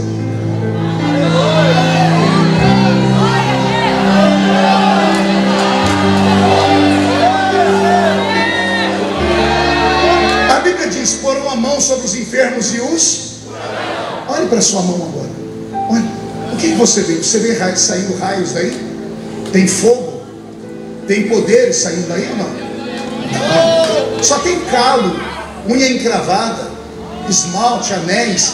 Como é que essa mão pode curar alguém? Pergunte para mim: como que a gente põe a mão e cura alguém, pastor? Se ele estiver dentro de você. Quando você vai colocar a sua mão, a mão dele vai junto com a sua. A doença não respeita você, respeita ele, porque ele é criador. É ele que traz o reino de Deus na terra. Quando você põe a mão, ele põe a mão junto com você. Aí a doença não respeita a sua mão, mas respeita a mão dele que está dentro de você. Entendeu isso? A Bíblia diz: onde a planta do seu pé pisar, o Senhor te dá por herança. Sim ou não? Sim. Você acredita que esse pé chulesento seu pode tomar herança de alguma coisa? Só tem unha encravada, joanete, frieira. Como é que essa porcaria desse pé pode tomar posse de alguma coisa? Não é o seu pé que os demônios respeitam. Equilibra agora, hein? Levanta o seu pé direito comigo. É que quando você vai pisar, tem um outro pé que pisa junto com você. Não entendeu? De novo. Você chega na rua da sua casa e grita com os demônios, eles não estão nem aí. Mas se o Espírito Santo estiver dentro de você, quando você pisar na rua da sua casa, os demônios vão dizer: Deus está pisando aqui, Deus está dentro daquele crente. Não dá para brincar com ele mais. Os nossos pais expulsavam o demônio de que jeito? Eles apontavam o dedo. Aponte o dedo comigo. Quando você apontava o dedo: sai em nome de Jesus. Não é o seu dedo que eles respeitam, é o dedo dele que está dentro de você. Quando você fala sai em nome de Jesus, não é a sua voz que eles respeitam, é a voz dele que está dentro de você. Obrigado. Obrigado. Estou com meu corpo todo arrepiado. Está na hora do Espírito Santo tomar de volta o controle da sua vida. Está na hora dele voltar a tomar conta do seu ministério, pastor. A sua congregação não pode ficar daquele jeito. Deus não pode ter te chamado para você simplesmente terminar daquele jeito. Não, tem mais coisas para acontecer. Deus quer te dar aquele bairro inteiro. Deus quer te dar coisas que Ele nunca deu a ninguém. Ele não me traria aqui nessa festa só para você matar a saudade de ver um velho pregador. Não, eu tenho orado há anos: Senhor, me leve só em lugares que precisem de um avivamento. E avivamento é pegar quem está morto e ressuscitar ele. É pegar quem está em coma e trazer de volta à vida. Pastor, mas está doendo o que o senhor está falando. É sinal que você ainda está vivo. Só vivo sentem dor. E a minha Bíblia diz que Deus bate, açoita só quem Ele ama. Se está doendo, é sinal de que Deus está dizendo: eu ainda te amo, eu ainda tenho pacto com você, eu ainda vou te usar de novo.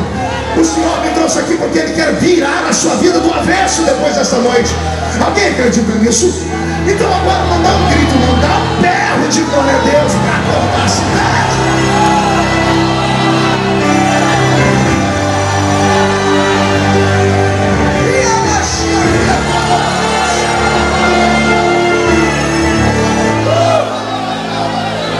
Escute, não deixe a vaidade humana e o orgulho humano te afastar do Espírito Santo. Não deixe o anel de formatura, a posição política, o status eclesiástico roubar de você a presença do Espírito Santo. Eu estava em Brasília dia desses, uma luta, né? Eu só vivo no meio da luta, né? Tudo comigo vai para o Jornal Nacional. Só Deus na causa. Então eu tenho que viver em vigilância, em constante oração. Eu estava passando um dos corredores ali, e aí alguém me viu e falou: pastor, o senhor pode vir aqui? Eu entrei numa comissão, tinha lá 4 desembargadores e um grupo de deputados evangélicos, e um deles me reconheceu, por isso que me chamaram. Ele disse: esse desembargador conhecia o senhor, ele queria que o senhor orasse por eles. Pode? Claro que eu posso. Pedi para ficar em pé, fizemos uma roda, peguei na mão deles, começamos a orar. Só como eu estava debaixo de luta, estava em jejum e oração. O crente que está em jejum e oração, a carne dele mortifica e o espírito dele se eleva. O jejum só presta para isso: mortificar a carne e dar vida ao espírito. O que acontece quando dá vida ao espírito? Você fica sensitivo. Você começa a perceber o mundo espiritual com mais facilidade. Você alcança mais rápido o seu milagre. Quando eu comecei a orar, não deu 2 minutos, eu saí da terra. E eu comecei a dar gritos. Eu encarnei um crente que ora no meio do monte. E eu bati o pé no chão, orei em línguas. Quando eu abri o olho, tinha uns 4 assim. Eu falei: Jesus, não deixa cair aqui não. E aí um deputado evangélico veio, me deu um toque aqui, mas ele fez com força, fez igual o anjo fez com Pedro, tocou na ilharga de Pedro, a ilharga aqui, ó. Mas eu tomei um susto, que ele me desligou do céu na hora. Eu olhei para ele e falei: o que foi? Ele fez assim para mim: menos. E menos o quê? Menos. Eu entendi que ele ficou constrangido de me ver adorar daquele jeito, que eu fiz uma adoração extravagante. Compreendi, fiquei quieto. Terminamos. Quando eu fui sair, ele e mais outros 2 falaram: você pode vir aqui no cantinho, deixa eu te dar um conselho. E claro, nós estamos aqui há mais tempo que você, chegou há pouco tempo. Um deles falou assim: estou com isso entalado na garganta há tempos. Feliciano, até quando você vai ser esse crente menino? Eu falei: não estou entendendo. Pedimos para você fazer uma oração por desembargadores, autoridades, e você ficou gritando e pulando. Eu falei: e? Foi que aqui não é lugar para isso. Eu falei: aqui também não é lugar para orar. Mandaram orar. Ah, mas você não podia orar um pouquinho mais equilibrado? Eu falei assim: você não pediu oração, você não tem uma regra e uma forma para orar. Ele falou: mas olha onde você está. Aí eu fiquei furioso. Eu falei: como é que você acha que eu cheguei até aqui? Não entendeu? Vou falar de novo. Ele estava bravo porque eu fiquei orando e falando em línguas. Eu falei para ele: como é que você acha que eu cheguei aqui no parlamento? Porque eu sou bonitinho? Não, eu tenho espelho em casa. Porque eu sou equilibrado? Não, eu só cheguei aqui porque eu sempre fui um crente de adoração. E os crentes que me mandaram para cá para ser o mesmo. Eu não posso deixar esse poder humano roubar a minha parte espiritual, porque eu sei quem é o meu verdadeiro inimigo. O demônio que eu enfrento Ele não tem medo de habilidades. Ele não tem medo de eu ser uma pessoa que escreve livros. O diabo não me respeita porque eu tenho título de deputado federal. O diabo me respeita porque ele sabe que eu ainda sou um canela de fogo. Ele me respeita porque sabe que quando eu começo a orar, Deus desce na terra para guerrear. Porque eu acredito nisso, eu fui treinado assim. Eu posso ter crescido intelectualmente, posso ter crescido socialmente, posso ter crescido até financeiramente, mas eu não posso esquecer as minhas raízes. Porque o Senhor me pegou lá no meio do mato, onde eu não era ninguém. Ele usou aqueles profetas que só tinham 2 dentinhos na boca para falar: vou te levar, filho, vou te exaltar. E quando eu te exaltar, leve o meu nome para as pessoas. Eu não me envergonho do Evangelho de Cristo. Não vou me envergonhar do Evangelho de Cristo nunca. Para mim, igreja não é entretenimento. Eu não venho aqui para ver uma bela música, para ver um grande pregador. Eu venho à igreja para reabastecer a minha bateria. Eu venho aqui para receber uma descarga de autoridade, porque o mundo rouba a nossa fé. Quando eu ando em Brasília, aquilo é um peso, aquilo é um inferno, é cheio de demônios. A gente chega durante o dia, no meio do dia, dá dor de cabeça, a vontade da gente é se trancar num quarto. A depressão caminha ao lado ali do desespero, da solidão. Aquilo é um antro.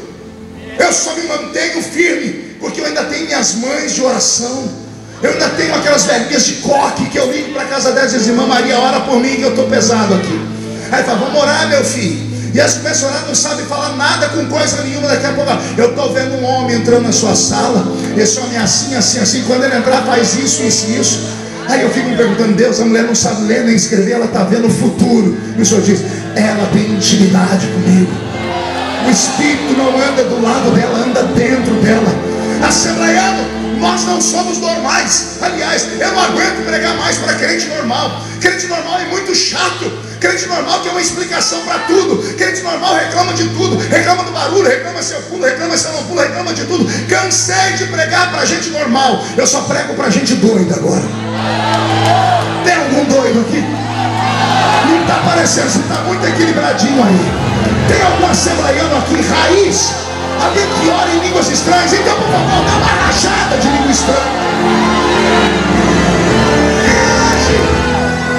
Avivamento não é uma questão louca de uma mente que sofre de catalepsia.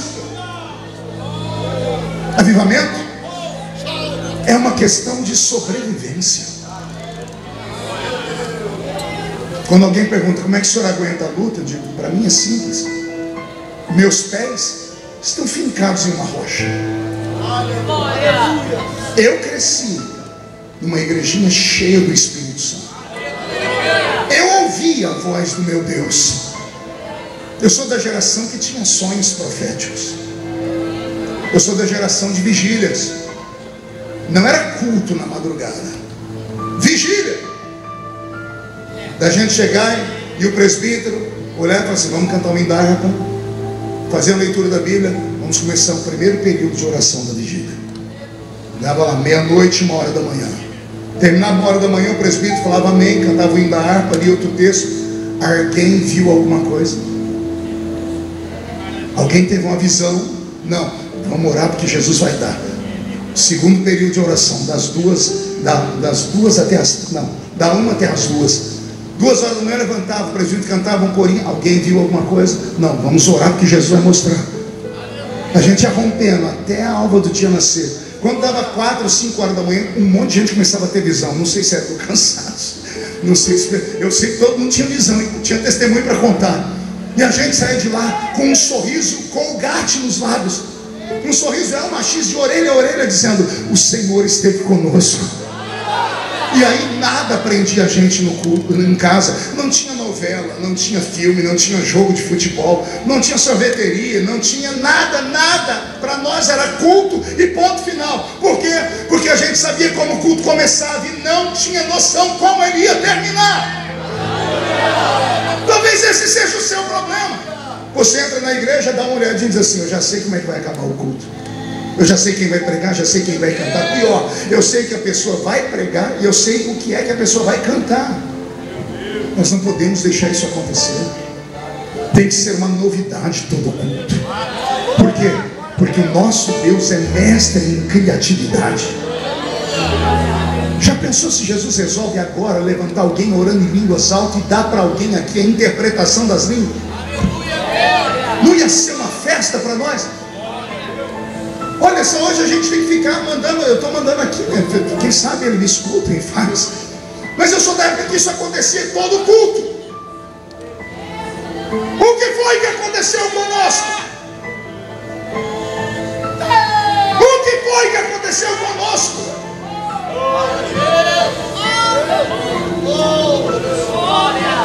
O Espírito Santo ficou triste com a gente.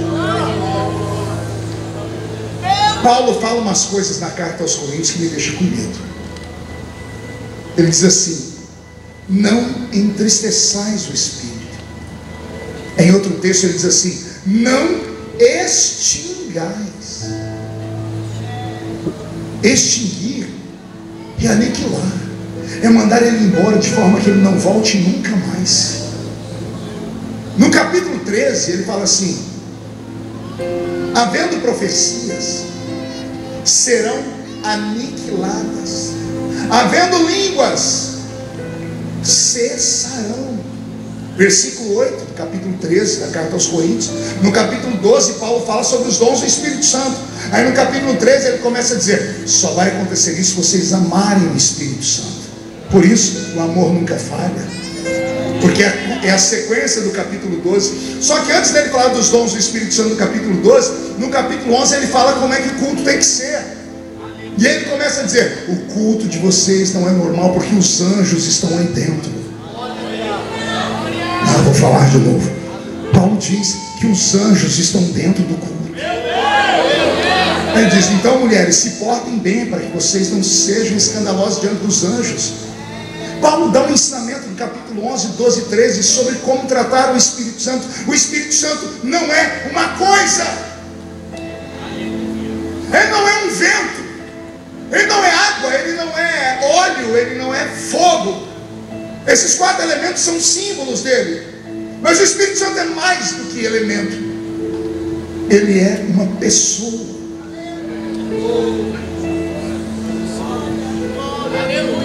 Uma vez minha mãe foi num culto me ver pregar. Ela não era crente. E quando cheguei em casa ela disse assim: meu filho, me explica por que você ficou daquele jeito no culto. Eu disse: que jeito, mãe? Você pulava, gritava, ficava vermelho. Eu falei: ah, mãe, eu não tinha cultura bíblica ainda. Eu falei: é uma coisa que me pega quando eu estou no culto. Aí minha mãe falou: ah, já sei, é encosto. Eu falei: não, mãe, não tem nada de encosto na igreja não. Eu falei: uai, meu filho, se for que é uma coisa que te pega, eu disse: mãe, eu vou aprender, depois eu vou ensinar para a senhora. Um dia eu orei e falei: senhor, me dá para eu ensinar para minha mãe. E o senhor me ensinou. Aleluia. Cheguei e falei: mãe, não é uma coisa, não é algo. Ela disse: é o quê? É alguém. Ele falou: como assim? Eu falei: mãe, não tem uma coisa dentro de mim, não tem algo, tem alguém dentro de mim. Ela falou: quem é esse alguém, meu filho? Eu falei: é o Espírito Santo. Ela disse: o que ele faz quando ele entra aí dentro? Mãe, ele limpa a casa.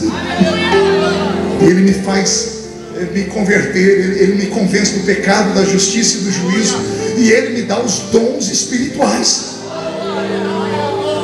34 anos depois minha mãe se converteu, batizei ela nas águas. Está lá em Orlândia agora. 34 anos esperando. O Senhor Deus não rompe com as suas promessas. Ele quer trazer um avivamento sobre Marataízes. Aqui não é a terra do abacaxi? Pois então, quem sabe descascar abacaxi é o povo de Marataízes. Abacaxi para nós, o resto do Brasil, é sinal de problema. Tem um abacaxi para descascar ali. Então, se essa igreja sabe descascar abacaxi, essa igreja vai dar ao povo do estado do Espírito Santo um gostinho do que é o céu. Eu estou recebendo uma palavra, não sei se eu libero ou não. O Senhor está me dizendo que se houver a aceitação desta proposta nessa noite, se esta juventude que está aqui se dedicar e se entregar e pedir ao Espírito Santo para ele deixar de caminhar como e vier morar dentro, caminhar em vocês, vai haver um avivamento tão grande aqui, que o estado do Espírito Santo vai enviar caravanas aqui. Vai ter dias de parar ônibus aí só para saber o que está acontecendo nessa igreja. Por que as pessoas entram doentes e saem curadas? Por que as pessoas entram aí com vontade de morrer e saem com vontade de viver? E aí você vai poder dizer: é que o Espírito Santo encontrou morada aqui nesse lugar. Perca tudo na vida, só não perca a presença do Espírito Santo. Sem Ele não dá para viver. E assim como eu sinto essa tristeza, Ele tem tristeza também. Quando você entrou aqui dentro da igreja, Ele estava lá na porta. Em qual delas, pastor? Em todas, porque Ele é onipresente. Quando você entrou, Ele deve ter dito assim: quem sabe é hoje que ela vai voltar para mim, que ele vai voltar para mim, que eles vão voltar a me amar como antes, vão voltar a dançar comigo, a bailar comigo no culto, vão perder a vergonha e o receio do que as pessoas vão dizer, porque quem fala de você não paga as suas contas. Só tem uma maneira de você voltar para casa hoje: é cheio do Espírito Santo. E Ele está aqui. O desespero do Espírito Santo é tão grande, e eu termino aqui, que há 5 meses atrás o mundo inteiro olhou para os Estados Unidos, para uma cidadezinha lá no estado do Kentucky, uma universidade. Dentro da universidade, uma capela. Não era uma igreja. Qual a diferença? Capela, todas as religiões podem usar. Os alunos iam lá na secretaria e falaram: queremos a capela para fazermos aqui uma obra de bruxaria. A faculdade dava. Queremos a capela para fazer uma missa. A faculdade dava. Queremos uma capela para colocarmos ali as nossas crenças budistas. A capela dava. É uma universidade. Você sabe o que é uma universidade americana? Se as universidades aqui do Brasil são perversas, os alunos são tudo virados, imagina uma universidade americana, onde tudo é liberto, tudo, as pessoas podem tudo e um pouco mais. Sabe como é o recreio de uma universidade? As pessoas saem em tribos: a tribo que vai fumar maconha, a tribo que vai cheirar cocaína, a tribo que vai fumar o crack, a tribo que vai para os cantos escondidos da faculdade fazerem sexo, a tribo que vai para jogatina, a tribo que vai para azaração, a tribo que vai rir das piadas de TikTok. Tribos, meninos e meninas que, se você falar em Deus para eles, eles dão risada na sua cara. Pois bem, foi lá numa universidade dessa que um dia, na hora do recreio, cada um foi para um canto. Uns foram fazer sexo, outros foram cheirar cocaína, outros foram ver pornografia, outros foram jogar. Saíram 5 meninos e meninas para a capela. Chegaram na capela e disseram: vamos fazer um culto? Vamos. Não tinha ninguém para tocar um violão, não tinha um pregador. Esses meninos começaram a orar.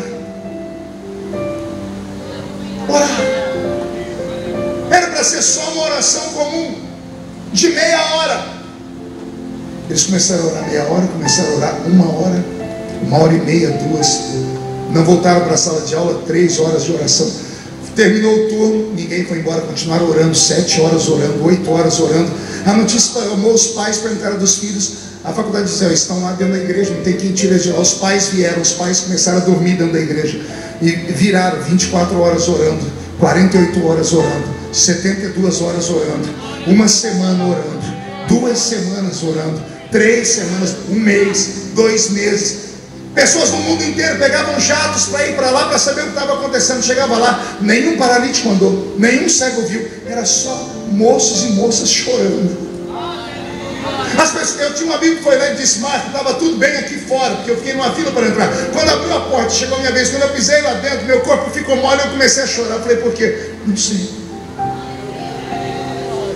Eu encostei na parede e só chorava, porque a presença estava lá. Agora quer olhar comigo no céu? Deus está aqui cuidando de 7 bilhões de seres humanos. Países islâmicos, a janela 1040, ninguém conhece Jesus ainda. Países africanos, onde a feitiçaria é pesada. O Brasil, que tem o título de ser um país cristão, mas que aborta 1 milhão de bebês por ano. Um país que era para ser um país evangélico, mas tem o maior número de viciados em drogas do mundo. As cracolândias do Brasil, não tem nada que supere elas no mundo. Sabia disso? O maior país corrupto do mundo. Tudo que não presta está aqui. E Deus tendo que administrar tudo isso. E uma igreja letárgica. E os crentes divididos. E os crentes questionando sobre salvação. Uma bagunça. E Deus tentando administrar. Ele olha para os Estados Unidos. O fedor que sobe daquela nação é terrível. Só pecado grosseiro. Mas no meio daquela caatinga, Deus sentiu algo perfumado. Eu imagino Deus falando: vocês sentiram também, anjos? O Senhor está vendo um fedor lá daquele país liberto. Sim, mas eu senti um fiozinho de bom cheiro. E Deus começou a procurar de onde vem. Os olhos dele parou dentro de uma universidade. 5 meninos, moços e moças, orando. Quando Deus viu aquilo, para não perder, o Senhor disse: quero anjos agora lá, cerque aquele lugar, para o diabo não atormentar eles. O louvor deles é perfeito. Os anjos cercaram aquele lugar e eles começaram a orar 1 dia, 2 dias. Foram meses de oração. Milhares de pessoas voltaram para Jesus. Os dias que se seguiram, os jovens não conseguiam mais se prostituir na universidade, não conseguiam mais se jogar. Os jovens da universidade foram todos orar. Não tinha um pregador lá, não tinha um grande escritor, um doutrinador, alguém que escreve revista de escola dominical. Não tinha. Tinha meia dúzia de adoradores. Se aconteceu lá, por que não pode acontecer aqui? E por que não acontece, pastor? Porque você morre de vergonha. A senhora diz: não, eu não, que se for para Jesus me batizar com o Espírito Santo, tem que ser do meu jeitinho. Eu não quero rolar pro chão, não quero cair. Não, se for para eu sentir Deus, eu não quero. A minha maquiagem não pode desbotar. Se for, você fica colocando condições. Não coloque condições. Se a presença está aí, se agarre a ela. Vou falar de novo. Se está sentindo Ele, então feche os olhos, ignore quem está à sua esquerda, à sua direita. Se entregue. De que forma, pastor? Pede até Ele te dar. Fala com Ele. Tem esse profeta maluco falando há 2 horas aí: é verdade? Se é verdade, eu quero receber. Faz o teste. E Ele vai te batizar com o Espírito Santo. E Ele vai te dar dons. E quando esse culto terminar e você voltar para casa, a sua vida nunca mais será a mesma. Por quê? Porque nós não estamos órfãos. Só quem acredita que o Espírito Santo está aqui, fique de pé comigo num grito de glória a Deus. Feche seus olhos.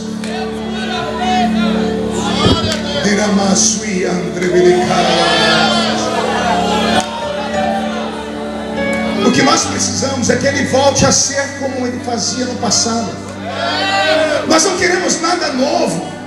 Nós só queremos o mesmo que os nossos pais tiveram.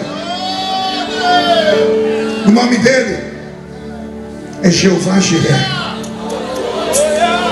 Ele proveu no passado, Ele pode prover no presente de novo.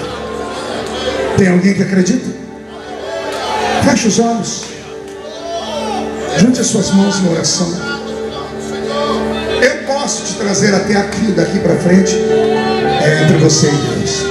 Mas de uma coisa eu posso te falar: o fogo não me queima,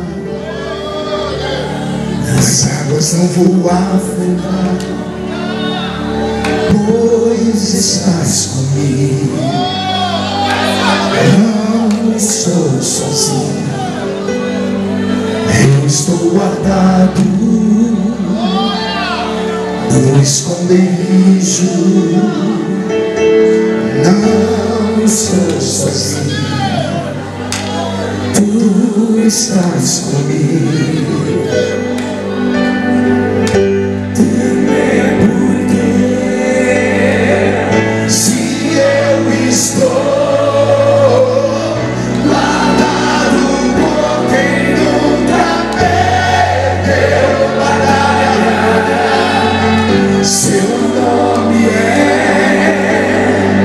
Jeová Jiré, e nas profetas de novo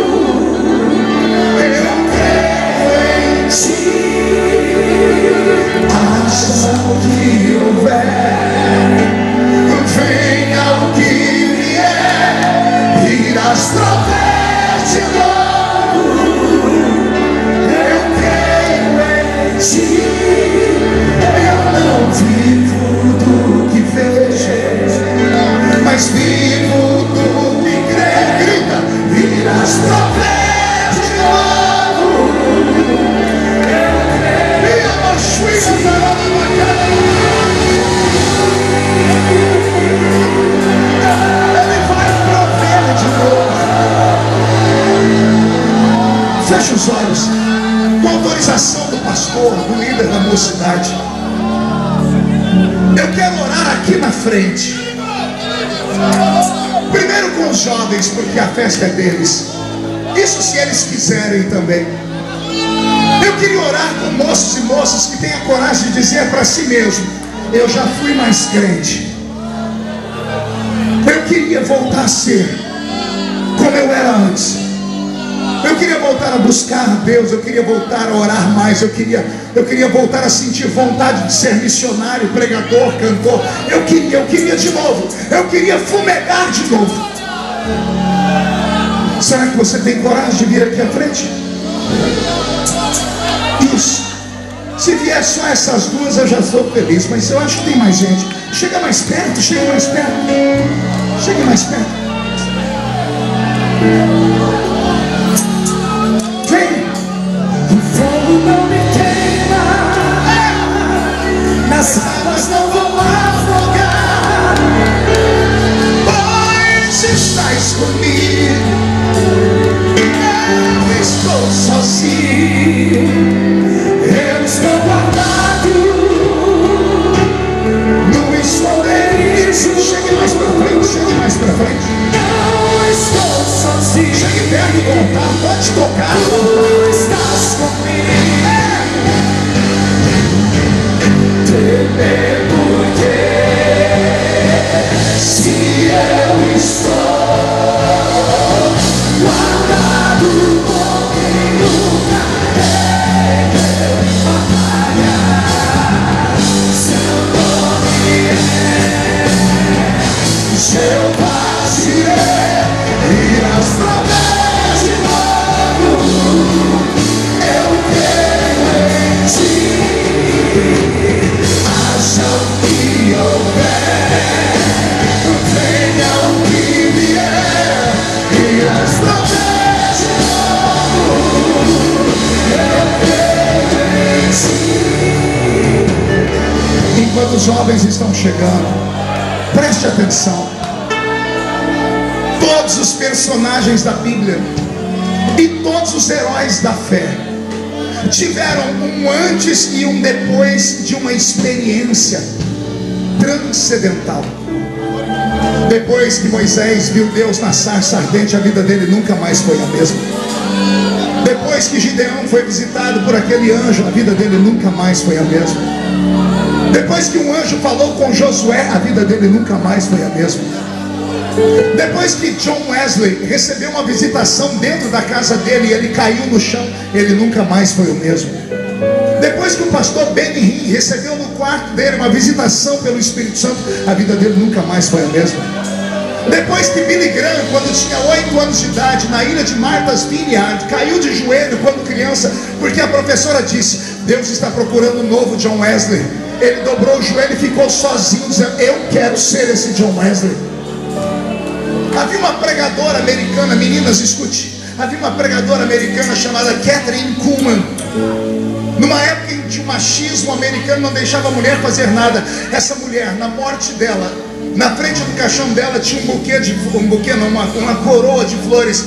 E quem mandou a coroa de flores? A cidade de Las Vegas, a cidade do pecado americano. A senhorita Kuhlman foi a única mulher da história que paralisou Las Vegas para uma cruzada evangelística. Fecharam os cassinos, fecharam, e mais de 100 paralíticos andaram em uma noite. Uma mulher pregando, Kathryn Kuhlman. A vida da senhorita Kuhlman mudou um dia que ela recebeu uma visitação do Espírito Santo. Você sabe como nasceu o ministério que Jesus me deu?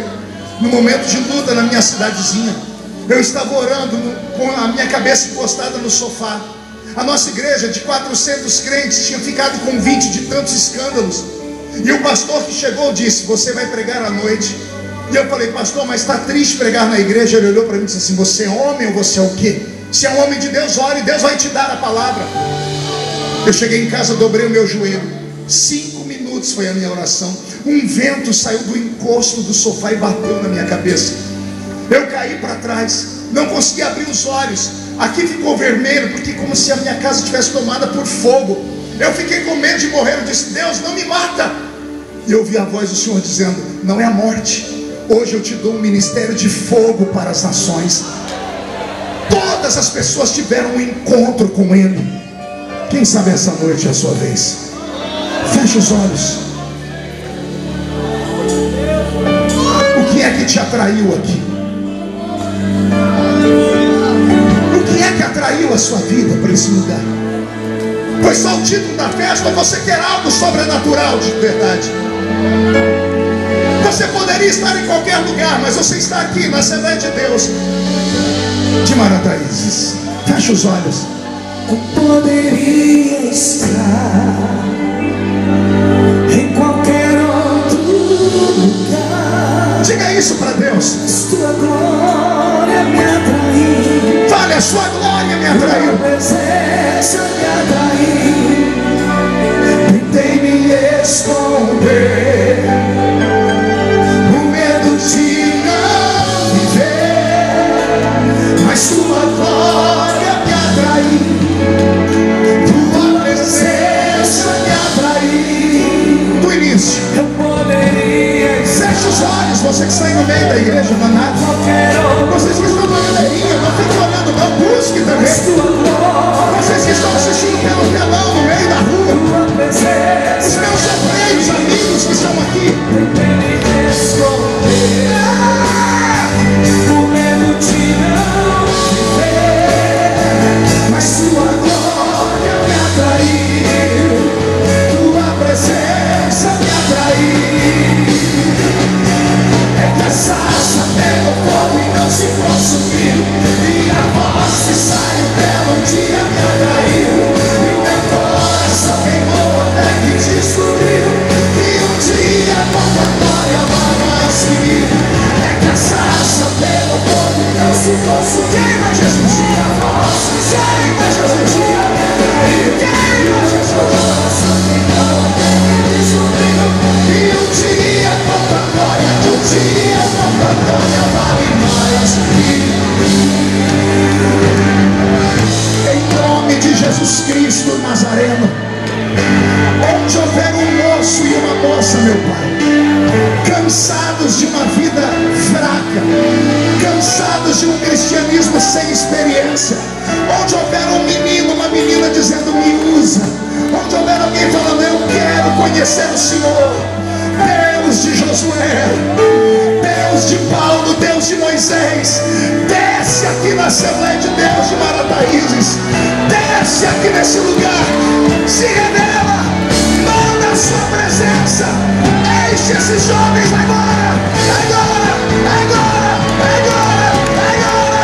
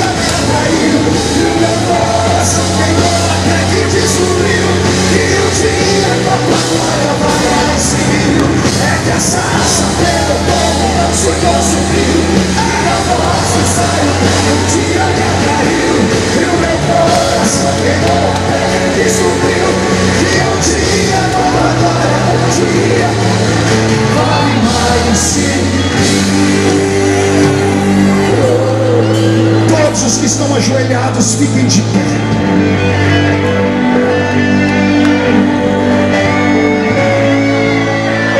Todos os que estão de pé, levante a mão direita para o céu comigo.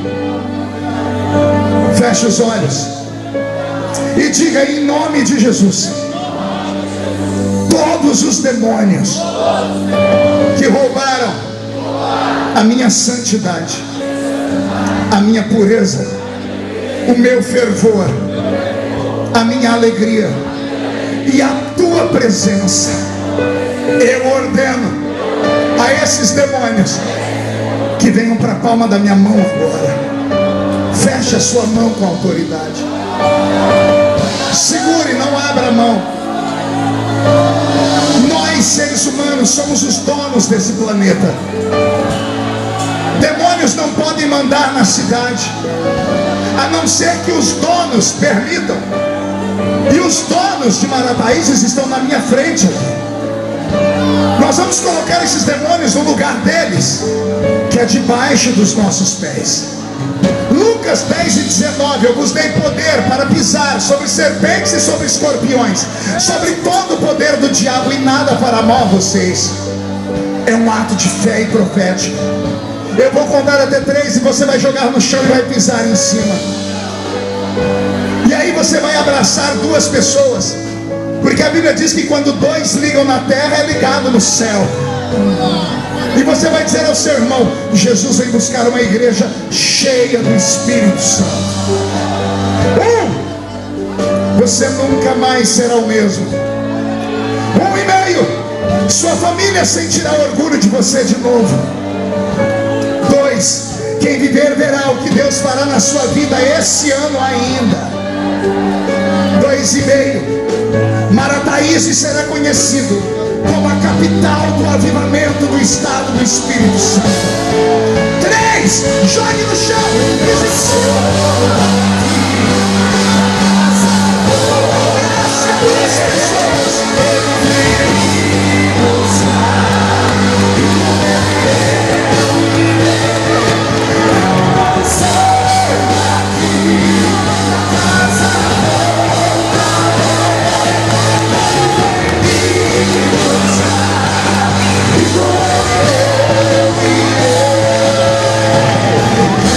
Jesus no céu vai aparecer, e todo joelho se dobrará, e toda língua confessará.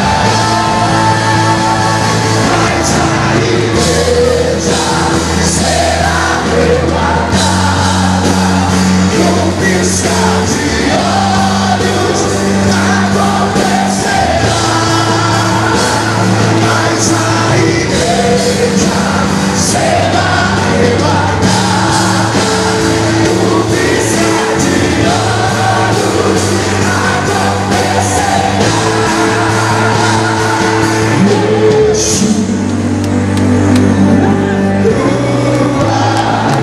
O Messias aguardado, ele vem me buscar.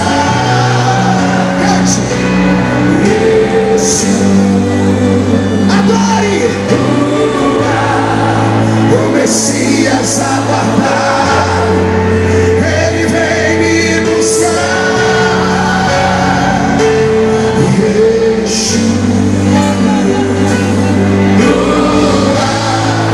O Messias aguardado, ele vem me buscar.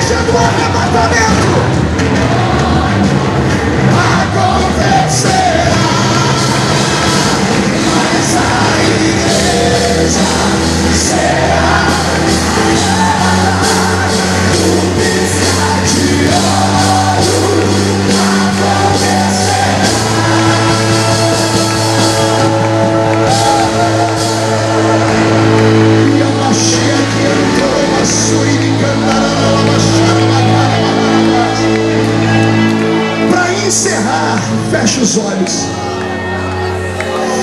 Senhor, toma esta juventude nas suas mãos. Faz essa juventude navegar no teu oceano, meu Pai. Senhor, eu não quero vê-los nadar em córregos nem lagoas. Eu quero ver eles navegarem no oceano do seu Espírito.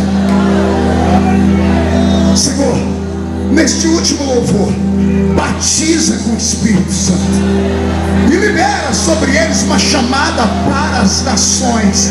E onde houver alguém que já é batizado com o Espírito Santo, libera sobre eles a unção da profecia, da interpretação de línguas. Eu quero navegar, meu Pai. Espírito, Espírito, que desce como fogo, vem como Pentecoste. Canta, juventude, e enche-me de novo.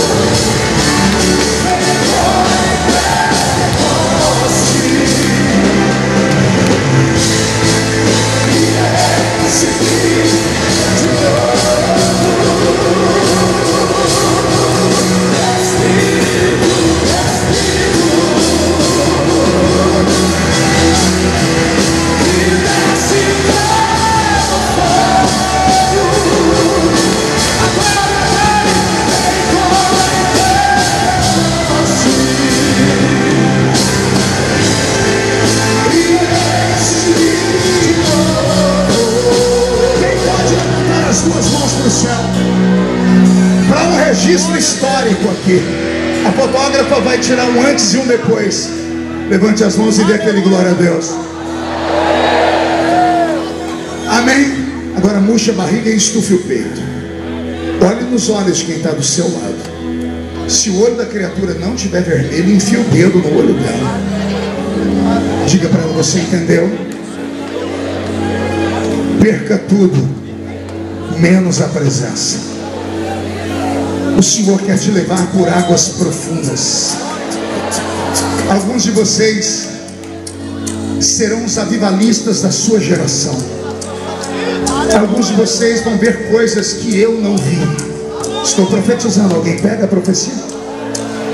Vocês serão responsáveis por uma geração nova, uma geração que tem mais do que a minha teve. Só que a de vocês vai ter mais unção do que a minha geração. Alguém recebe isso?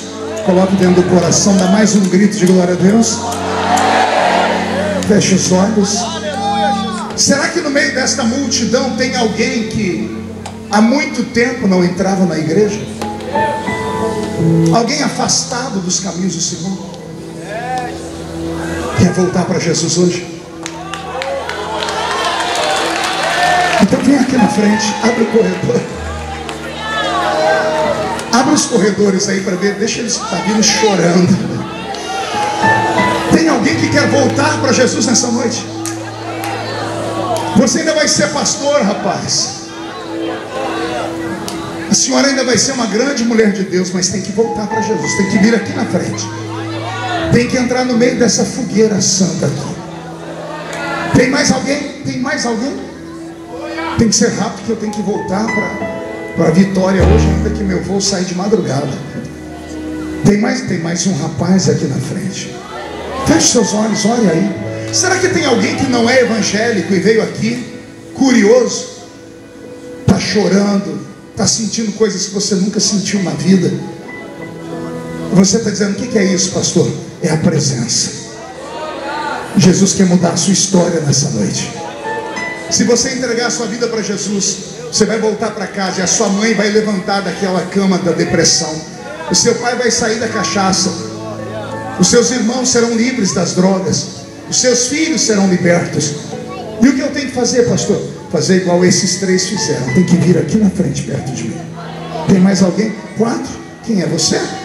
Então chega bem pertinho aqui. Eu já tenho 4 aqui adorando a Jesus. Tem mais alguém? Não pode demorar, porque Jesus não é uma mercadoria de camelô. Ele é uma joia rara. Está vindo o 5º. Eu tenho a 6ª pessoa. Dou-lhe uma. A porta vai fechar. Chega bem pertinho aqui. Eu já contei você. Tem mais alguém? A igreja estende as mãos. Está vindo? Cadê? Aonde?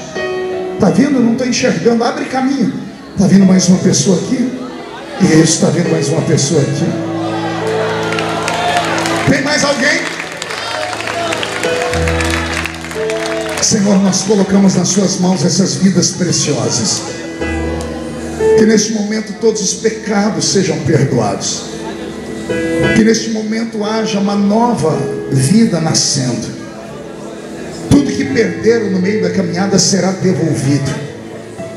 E a glória da última casa será maior do que a glória da primeira. Revela a eles o seu grande amor. Escreve o nome deles aí no teu livro. E quando eles saírem desse culto, sairão escoltados pelos seus anjos.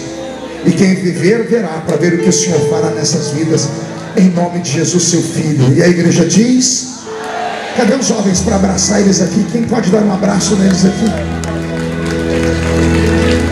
Amém, igreja? Que Deus abençoe a todos vocês. E que o Espírito Santo te encha, a ti e a tua casa. E que você viva os melhores dias sobre a terra. Amém.